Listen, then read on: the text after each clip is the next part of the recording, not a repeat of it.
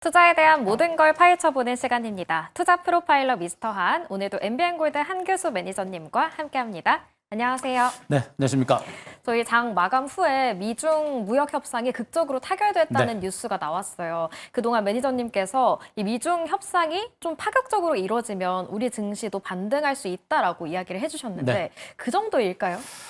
그 정도인 것 같아요. 오. 정말 생각했던 것보다도 빨리 미중 간의 무역 협상, 그 관세 협상이 생각보다 좀 빨리 네. 타결됐고, 미국도 그렇고 또 그 중국도 그렇고 네. 굉장히 빠른 속도로 양보를 하면서 시장의 분위기가 오늘을 기점으로 굉장히 많이 달라진 것 같습니다. 그동안 제가 이제 단기적으로 시장이 올랐고 또 협상 자체가 좀 하지는 않을까. 네. 그러면서 단기적으로 조정이 한번 나오지 않을까라는 그런 걱정을 하면서도 중기적으로 시장 분위기 굉장히 좋아요. 좋아지고 있어서 시장에 대한 자신감을 가져도 될 수 있는데 네. 어쨌든 간에 미중 간의 무역 협상이라는 부분들이 조금 안정되고 생각보다 빨리 개선되고 있는 부분들은 좀 오늘 우리 시장에 긍정적인 호재로 작용하고 있는 것으로 보시면 될 것 같습니다. 네, 긍정적으로 말씀을 해주시니까 네. 내일의 단서가 더 기대가 되는 것 같습니다. 그렇다면 내일은 어떤 부분에 집중을 해봐야 할지 내일의 단서 확인해 볼게요.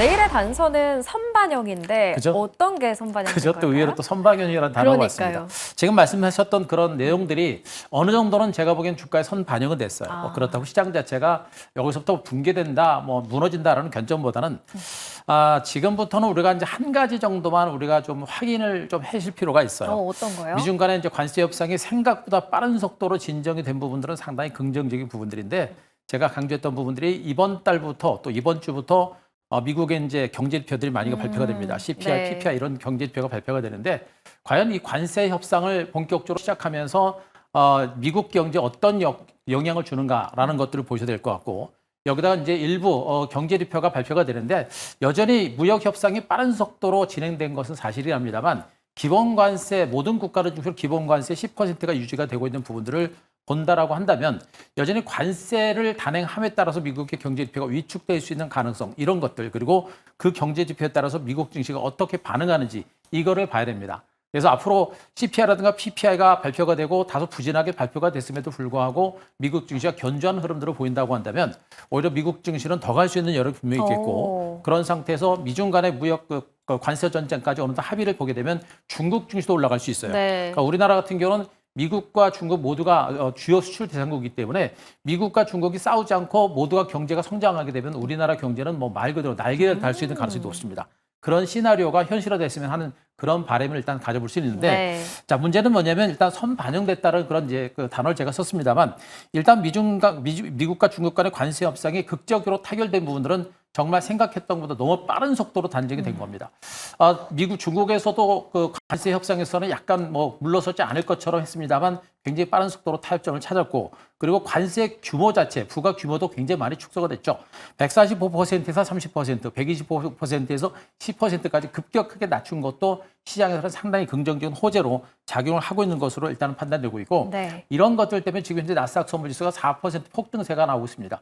그래서 미국 증시가 내일도 강한 반등세를 보이지 않을까라는 그런 기대감을 충분히 가져볼 수 있는데 언급드렸듯이 이런 재료가 국내 증시에 일부 선 반영됐고 또 미국 증시에는 오늘 반영이 되겠습니다만 그런 재료들이 오늘을 기점으로 미국 증시에 반영되고 나면 미국 증시가 추가적으로 올라갈 수 있지 여부도 봐야 돼요. 그러니까 오늘까지는 미국 증시가 가더라도 그 이후에 주가가 어떻게 움직일 것인가라는 것을 일단 좀 보셔야 될 것 같고요. 일단은 언급드렸듯이 이제 그런 핵심적인 포인트는 관세 협상과 관련된 그 분위기, 그 관세 협상과 관련된 그 관세율 자체가 부과율 자체가 정말 서프라이즈 할 정도로 굉장히 다운됐다는 겁니다. 이거는 뭐냐면 미국에서 시작된 관세 전쟁이 어느 정도는 끝을 향해 가고 있는 게 아닌가라는 그런 생각이겠죠. 네. 그래서 관세 전쟁이 확산되지 않을까 그에 따른 경기 침체 우려감으로 증시가 폭락을 했습니다만 이제 관세 전쟁이 이 정도면은 더 나빠지지는 않겠구나라는 그런 인식이 있기 때문에 증시가 조정을 받더라도 조정의 폭은 상당히 제한적일 가능성이 굉장히 높다. 그렇기 때문에 관세와 관련된 불확실성 변수는 증시에 상당히 선 반영됐기 때문에 앞으로 증시가 대세하락으로 가거나 일시적인 수정은 나오더라도 대대적인 폭락 가능성 이런 것들은 없다. 이렇게 좀 보셔도 되지 않을까라는 그런 판단을 드릴 수가 있을 것 같고요. 그러면서 오늘 뭐 반도체라든가 자동차 같은 이런 수출 관련주가 움직인 것도 그런 맥락에서 긍정적으로 보셔도 될 것 같습니다. 자, 중요한 건 언급드렸듯이 이제 미중 관세 전쟁이라는 재료는 이제 어느 정도 선반이 됐고 오늘 저녁에 미국 증시가도 추가적인 급등세를 보이게 되면 앞으로 시장에서는 어떤 것을 볼 것인가 결국은 경제 지표를 볼 가능성이 높겠고요. 경제 지표가 나오면서 앞으로 관세 정책과 관련된 경제 지표가 어떤 식으로 나오고 미국 증시가 어떻게 반응하는지 그리고 중요한 포인트가 외국인입니다. 외국인 투자가들은 오늘도 국내 증시가 반등세를 기록했습니다만 최근에 전체적인 수급은 매도는 진정돼 있어요. 근데 적극적인 매수가 좀 안 들어옵니다. 그래서 외국인들의 수급이 얼마나 적극적으로 들어오는지 이런 것들도 좀 보시면서 대응하실 필요가 있을 것 같습니다. 네. 자, 제가 이제 그림을 잠깐 한번 보겠습니다. 관세 전쟁과 관련된 기사 뭐 내용들은 다 알고 계시겠습니다만 언급드렸듯이 이 기사를 보시면서 우리가 가장 핵심적인 포인트를 알아야 거 뭐냐면 관세 전쟁과 관련된 불확실성 변수가 거의 끝을 향해 가고 있다는 것으로 보시면 됩니다. 단순하게 뭐 관세 전쟁이 끝났다라기보다는 더 나빠지지는 않는다라는 것이기 때문에 관세 전쟁과 관련된 부분에서는 더 이상 우리가 걱정할 필요는 없겠다. 그리고 지금 한국 증시에 있어서 가장 큰 걸림돌이 관세 전쟁이었는데 이 관세 전쟁이라는 이 악재가 사라지게 되면 한국 증시는 분명히 국내 증시는 외국인들의 매수가 들어올 수 있는 여건이 분명히 있습니다. 우리나라 증시는 너무나 저평가된 상태고 그리고 이제 공매도 체계에 따라서 외국인들의 매수가 들어올 수 있겠고 또 대선이 실현되고 기업 밸류가 진행이 됩니다. 모든 호재가 많기 때문에 관세 전쟁만 사라지게 되면 한국 증시는 개별적인 상승세를 이어갈 수 있는 가능성이 상당히 높기 때문에 국내 증시의 주변 여건 자체가 상당히 좋아지고 있다는 점에 포커스를 분명히 맞추셔야 돼요. 그래서 관세가 더 이상 나쁜 악재가 아니면 한국 증시는 추가적인 상승세를 보일 수 있는 가능성이 있겠다. 단기적으로 쉬어갈 수 있어도 중기적인 상승 가능성은 상당히 높다. 이렇게 보시는 게 좋을 것 같고요. 자, 그림을 하나 더 보겠습니다. 자, 여기서 주목할 것은 이제 외국인들의 수급이 중요하다고 말씀드렸는데요. 지금 원달러 환율의 차트입니다. 환율이 그런데 관세 협상이 조금 빠른 속도로 진정이 되면서 달러가 강세를 기록하면서 환율이 1,400원대까지 다시 치솟는 형태가 됩니다. 환율이 떨어져야 외국인들이 환차익을 기대하고서 외국인들의 매수가 들어올 수 있는데 환율이 또 올라가 버리게 되면 한국으로 들어올렸던 자금들이 다시 미국으로 돌아가는 이런 형태가 나타날 수 있겠거든요. 이런 것이 지금 걱정입니다. 그래서 한국 주식은 펀더멘탈 측면에서는 관세 협상만 해소가 되면 증시가 올라갈 수 있는 여러분 분명히 있는데 네. 그런데 환율이 이렇게 오르다 보니까 외국인들의 매수가 들어오기가 쉽지 않아요. 이런 걸 네. 보게 되면 한국 증시의 상승세가 얼마나 강하게 이어질지는 외국인들의 수급에 이제 결정이 될 거로 보고 있기 때문에 외국인들의 수급에 우리가 많은 주목을 하시기 바라고 외국인들의 수급에 따라서 우리가 접근 전략을 단행할 필요가 있겠다. 이런 전력 정도로 말씀드리도록 하겠습니다. 관세 협상이 이 정도로 좀 타결이 되면 조금 수월하지 않을까 싶었는데 그쵸. 여전히 좀 넘어야 할 장벽들이 있는 것 같아요. 여전히 뭐 한국 증시는 말씀드렸듯이 호재는 많은데 이 외국인들의 수급이 이제 빨리 들어와줘야 네. 되는데 어느 순간에 들어오는데 그 시점을 우리가 좀 잡아야 되겠죠. 네, 외국인의 수급과 그리고 관세와 관련된 미국의 경제 지표들 잘 눈여겨봐야 할 것 같습니다. 그렇다면 이번에는 매니저님 포트폴리오를 한번 체크해 볼 텐데요. 오늘도 1차 목표가를 달성한 종목이 있어요. 네. HD 현대중공업이죠. 종목들이 뭐 은근하게 하나씩 네. 하나씩 지금 1차 목표가를 달성을 해가면서 신고가를 경신하는 모습이 나오고 있는데요. 오늘은 뭐 조선주 전반에 걸쳐서 쉬어가는 모습은 전개되고 있습니다만 모멘텀 역시는 강하게 살아있는 모습이에요. 그래서 조선주들은 제가 보기에는 오늘 방산주가 전반에 걸쳐서 밀리긴 했습니다만 조선주들은 여전히 모멘텀 자체가 여전히 강하게 살아있는 모습이고 여전히 올랐기 때문에 지금은 시장 자체가 수급이 많이 올랐던 종목에서 약간 매물이 나오는 상태고 많이 빠졌던 종목으로 시장의 수급이 이제 순환하는 이런 형태가 좀 진행되고 있거든요. 그에 따라서 이 종목도 약간 쉬어가는 과정들은 전개되겠습니다만 네. 여전히 조선주들의 성장성은 여전히 크다는 점에서 쉬었다가 더 갈 수 있는 그런 가능성에 포커스를 맞추시고 아직까지는 제가 보기엔 뭐 매도한다는 관점보다는 들고 계시는 게 좋겠고요. 대체로 21일 평선 중심으로 주가가 밀리게 되면 그 정도 선에서는 뭐 저가 매수 전략을 하셔도 네. 무리가 없는 이런 종목으로 자 말씀드릴 수가 있겠고요. 이 종목이 1차적인 목표가를 달성을 했기 때문에 제가 2차 목표가 46만 원으로 좀 올려보고요. 그리고 이제 익절가를 37만 5천 원까지 올리면서 추가적인 반등을 한번 기대해 보겠습니다.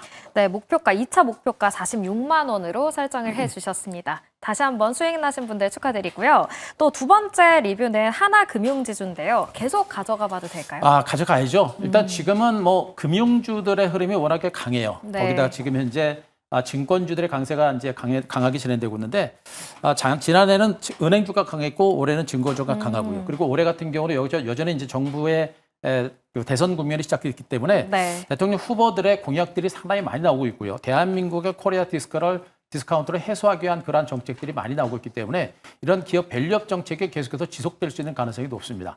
은행주들은 무겁다라는 것이 이제 워낙에 이제 우리의 머릿속에 각인이 돼 있다 보니까 좀 답답하긴 한데 그만큼 이런 종목은 단기적인 관점보다는 중장기 관점에서 보시는 게 좋겠고요.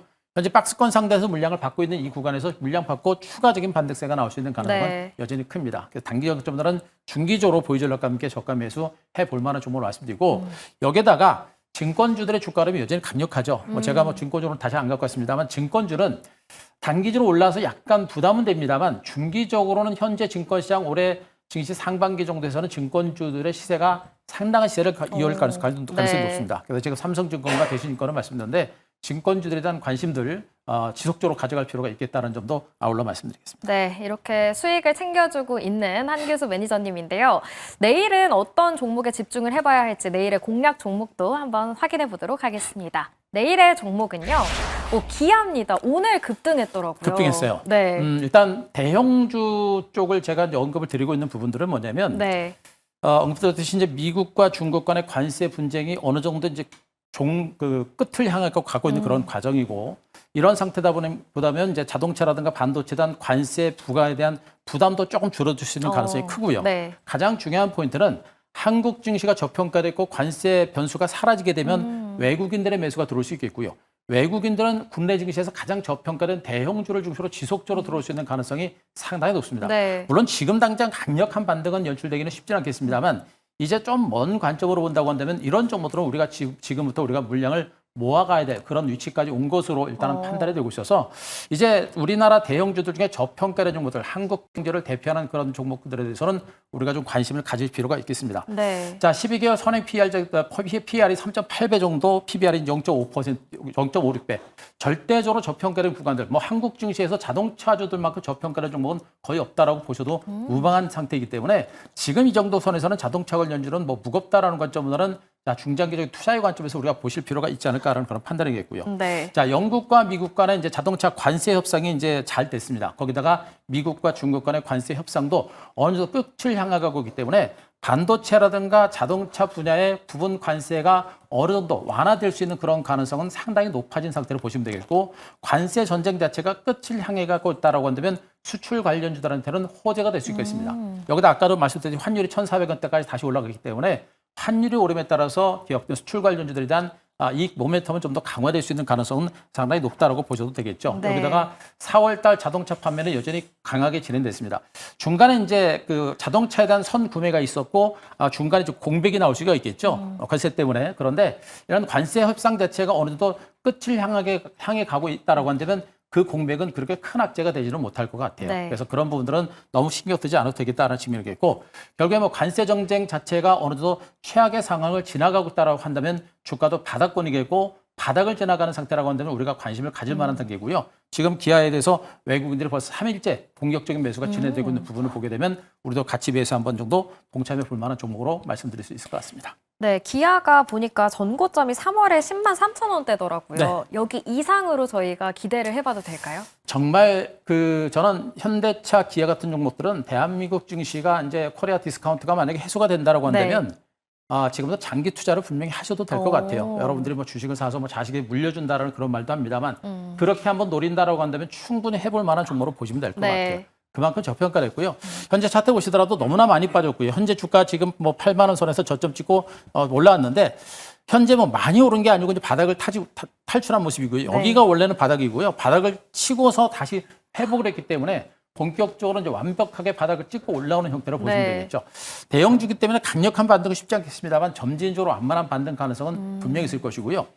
앞으로 외국인들의 매수가 지속적으로 들어오게 되면 정말 말씀드렸듯이 현대차라든가 기아, 그다음에 이제 삼성전자나 하이닉스 같은 이런 대표적인 기업들을 중심으로 외국인들의 매수가 장기적으로 들어올 수 있겠고요. 선택과 집중. 과거에 반도체 관련 중 하이닉스만 올라갔었죠. 우리가 대형주들 중에. 그쵸. 그렇게 듯이 특정 대형주를 중심으로 외국인들의 매수가 들어오게 되면 그들 종목이 장기적인 시세를 이끌어갈 수 있습니다. 그래서 그런 관점에서 단기적인 관점에서 중장기 관점에서 지금부터 우리가 집중적으로 매집을 해볼 만한 종목으로 말씀드리겠습니다. 자, 가격 전략은요. 오늘 종가 92,400원을 중심으로 해서 적극적으로 매집 전략을 단행하셔도 무리는 없을 거로 보고 있고요. 자, 목표가는 일단 10만 5천 원 제시드리고 손절가 82,000원 제시드리겠습니다. 앞서 잠깐 언급을 해주셨는데 현대도 매력적일까요? 짧게 혹시. 그럼요. 현대도 네. 충분히 매력적이고요. 근데 시장의 상황 자체가 이제 기아 쪽에서의 매출이라든가 실적이 상대적으로 좋아요. 그래서 기아 쪽에서 지금 매집이 상대적으로 강하게 나오는데 그러다가 나중에 전체로 외국인들이 매수가 들어오게 되면 외국인들은 또 업종 대표주를 중심으로 매수하는 경우도 많아요. 네. 그래서 현대차가 더 탄력적으로 움직이는 경우도 있기 때문에 그런 부분들은 제가 보기엔 복걸복이기 때문에 네. 그렇게 보시면 될 것 같습니다. 둘 다 좋은 기업이다. 그리고 목표가는 10만 5천 원, 손절가 8만 2천 원 네. 설정해 주셨습니다. 내일 무료 방송 하시나요? 네, 자 내일 제가 장 마감 후에 3시 50분에 무료 방송 진행할 거고요. 시장 분위기가 굉장히 많이 바뀌고 있습니다. 관세 협상이라는 변수가 좀 사라지고 있기 때문에 우리가 기대해 볼 만한 장세가 좀 나오지 않을까라는 그런 판단이니까 앞으로 나오는 조정은 무서운 게 아니라 조정은 기회다라는 관점에서 내일 무료 방송 진행하니까요. 네. 자, 유튜브 검색하셔서 3시 50분에 무료 방송 한번 참석해 보시기 바랍니다. 네, 시장이 전환점을 맞은 만큼 저희가 더 대비를 해야 할 것 같습니다. 한교수 매니저님과 함께 내일 유튜브 무료 방송 꼭 시청하시기 바라겠습니다. 오늘 말씀은 여기까지 드릴게요. 오늘 말씀 감사합니다.